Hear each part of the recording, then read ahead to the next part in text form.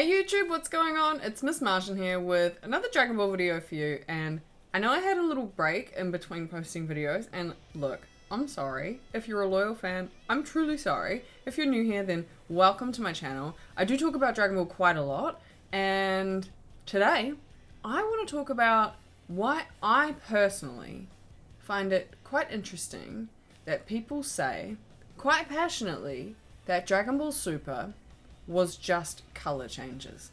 Now, I've been a Dragon Ball fan for 25 years. So when I say that I've heard fans say this, I mean I've heard a lot of fans say this. And in some of the Dragon Ball Super content I've made, I've definitely seen this comment multiple times. Okay, so like if we're being real, the color palette in Dragon Ball was actually quite important to many of us, especially in Dragon Ball Z. The Namek Saga had a big green canvas that was later mixed with fire and yellow with drops of purple through it. Cell Saga, green, blue, yellow, again with hints of purple with the likes of Trunks and Vegeta's iconic pink shirt. The Buu Saga had arguably the best palette. Super Saiyan 2 with this like muted yellow, the canvas like mostly blue skies laced with pastel green on the planet of the Kais, and the pink from Buu was like this insanely nice contrast on everything, and again we had the purple from Gotenks and or Gotenks. So in short, color matters in Dragon Ball, and it honestly always has, whether we like to recognize this or not. So from the beginning of Dragon Ball, or Dragon Ball Z I suppose, we had base black hair Goku and obviously Vegeta. To be honest, we may have thought like that's all we were gonna get at that time because we were noobs. But we were kind of cool with that. So we didn't really have any expectations. But then we literally got the same look, but with yellow hair. And this is honestly further exacerbated with obviously Vegeta because his hair doesn't change when he's in Super Saiyan. Yes, Goku's does change ever so slightly, but Vegeta's doesn't change at all, it just turns yellow. So it's like, cool, we honestly dig this. We love this. Yellow is strong, it's powerful. You know, the blonde kids became more popular back then because they pretended they were Super Saiyans, like, it was fun. And then we had Super Saiyan 2, which was just the same thing, but with electricity. Goku's hair, again, looking ever so slightly different. I'm gonna be real, Super Saiyan 2 was peak. It was low-key dope as shit, and if you knew the difference between Super Saiyan 1 and Super Saiyan 2 back then, you were cool. Now here's where it gets interesting for me anyway, and here's where I also move into the like conversation of the fan base just saying that Dragon Ball Super is just Dragon Ball Z but with color changes. Super Saiyan 3 was just the same color but with different hair. Even as the mega fan that I am, I have to admit, even at the time of watching it, I was underwhelmed. Like, I can't deny that the whole situation was peak, but to me, the design itself was not overly exciting. But not once did I actually complain or really share that as an opinion, because to be honest, I just love the anime enough to not really care. So anyway, moving on to Dragon Ball Super. The first transformation we see is obviously Super Saiyan God with the red hair. Now the reason that this transformation makes sense to me is because it's obviously their ki that creates these hair color changes. So the only reason that their hair changes color in Super Saiyan is because of the ki. It's not like their hair is suddenly changing color on its own. The ki around them is yellow. That's why their eyes turn blue also. So the red ki being around them tells us that that's why their hair changes color. So they're wielding godly ki here, and yes, that just happens to be red. Now, had this been colored yellow, can you imagine the backlash from the Dragon Ball community? But anyway, we can accept this as a form because it was just very temporary anyway. So it's not like anyone was really necessarily complaining about it or had too much to say about it at the time. If we fast forward to Resurrection F, where we get Super Saiyan God, Super Saiyan, or Super Saiyan Blue. Look, I'm gonna pause for a second and I'm gonna say, I don't think people would have been made as angry as they are about the color changes had Goku put more effort into fucking naming it. He deadass just called it Super Saiyan Blue. Like, do more. Do anything. Meanwhile, I'm out here all the time calling it by its botanical name SSGSS so I don't sound as dense as Goku did. But again, this made sense to me because of their ki colors. This as a Super Saiyan version of the red form Super Saiyan God, you know, those two colors mixed together, they make, well, actually, I don't know what color they make, but blue is a nice color, and it was meant to be white anyway, but it wasn't because it would have matched Zamasu too much, and we got blue, so who cares?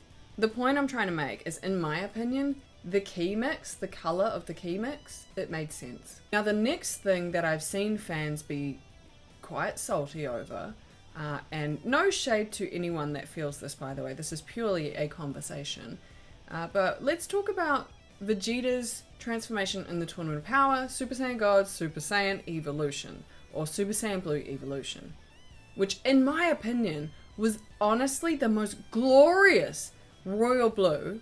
Cute that he's like royal and, you know, it's called royal blue. But I love this color. I love the look on him. It's his own transformation. I think it was peak.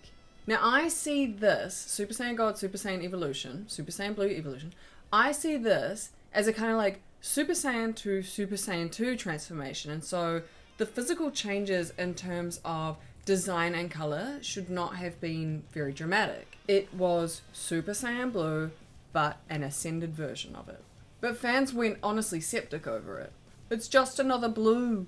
Well, yeah, I don't know if you noticed, but that's like exactly what it is. And if we break this down even further, it couldn't have been anything too new or a form too powerful to warrant like a whole new colorway, because this was the arc of Ultra Instinct. And if we're being honest, between Ultra Instinct Sign and Mastered Ultra Instinct, a lot of fans were already quite confused about like what color was what's doing what is Goku, I don't understand what form he's in, and they didn't know what they were looking at. We struggle to pay attention, I suppose. It's fine, I get it. But already being so happy with Super Saiyan Blue and understanding that Super Saiyan Blue Evolution was an actual evolved version of that, Super Saiyan Blue Evolution just sat right with me. Or more so, the design of it. Ultra Instinct is a whole beast of its own, because I don't really hear fans complaining about Ultra Instinct as part of like the color changing argument. But I do hear people say it's lazy because it's just base Goku but stronger. I assume they're talking about Ultra Instinct Sign. So I don't know if you're like sensing a theme here, but it does seem like perhaps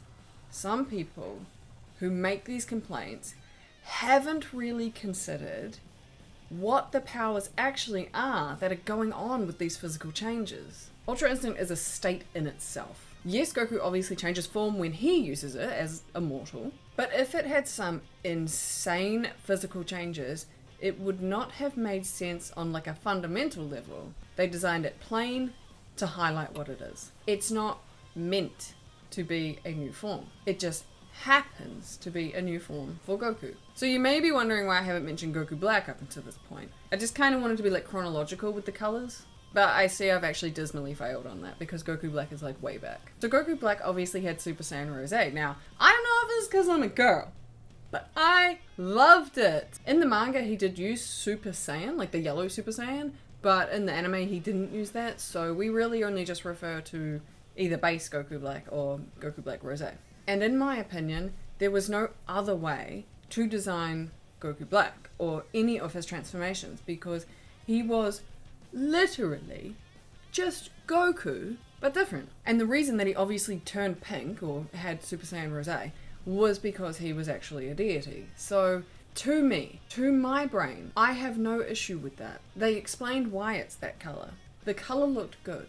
You could very easily distinguish Goku Black from Goku himself.